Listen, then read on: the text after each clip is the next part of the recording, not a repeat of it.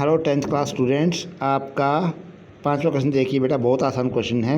राष्ट्रीय ध्वज के रंगों की बनावट का वर्णन कीजिए। मतलब झंडा जो राष्ट्रीय ध्वज है कैसे बनाया जाता है, ठीक है बेटा, उसके बारे में उसका वर्णन कीजिए।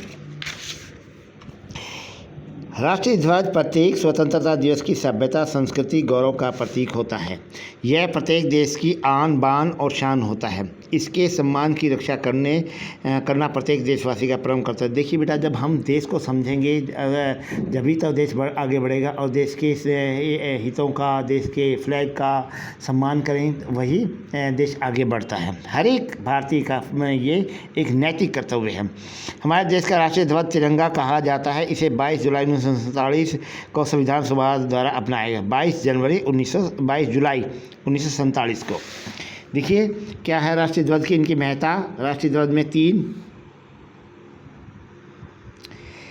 तीन भाग होते हैं जो हमारे लिए बहुत महत्वपूर्ण है। केसरिया रंग, राष्ट्रीय ध्वज में केसरिया रंग सबसे ऊपर होता है। हमें त्याग और वीरता का पाठ पढ़ाता है। वीरता के लिए इस रंग को अपनाया जाता है, बलिदान के लिए।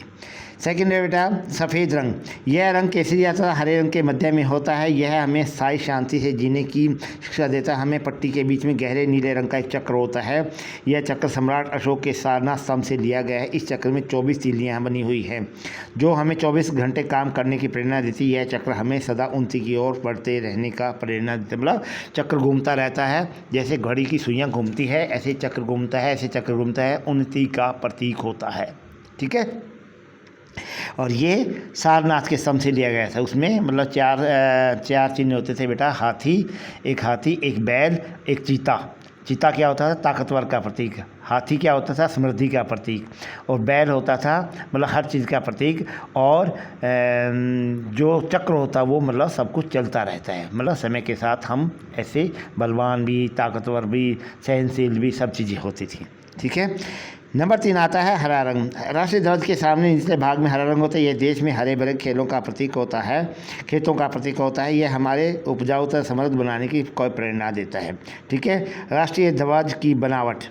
राष्ट्रीय ध्वज का आकार आयताकार है। इसकी लंबाई, चौड़ाई तथा अनुपात 3:2 का। 3 लंबाई और 2 चौड़ाई, ठीक है। 2 फुट चौड़ाई और 3 फुट लंबाई। सामान्य समान के अनुपात की 3 अक्षित पट्टियाँ होती है। यह बीच पट्टी पर चक्कर बना हुआ होता है। 2008 के संविधान के अनुसार राष्ट्रीय ध्वज के निम्नलिखित आकारों का बनाया जा सकता है।